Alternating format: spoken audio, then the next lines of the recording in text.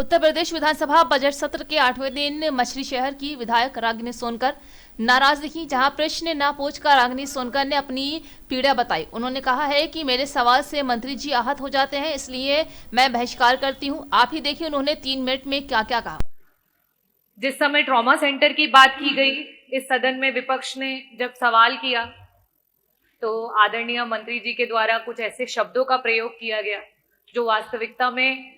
सिर्फ इस सदन की नहीं, प्रदेश की और विभाग की जो गरिमा है उसको क्षति पहुंचाता है। मैं आपका संरक्षण चाहूंगी अध्यक्ष जी। इसके बाद जब नवजात शिशुओं की मौत की बात हुई झांसी में, उस समय भी आदरणीय मंत्री जी के द्वारा नेता प्रतिपक्ष पे वार किया गया, ना कि उन बच्चों की जान कैसी गई उसका जवाब नहीं दिया गया। अभी हाल फिलहाल में वापस से जब स्वास्थ्य विभाग पे चर्चा हो रही थी तो श्रद्धेय नेताजी पे टिप्पणी की गई, जहां उनसे रिलेटेड कोई बात नहीं थी और साथ ही साथ एक विशेष धर्म के लोगों पे कॉन्ट्रासेप्शन के ज्ञान को दिया गया, जिसकी यहाँ कोई आवश्यकता नहीं थी।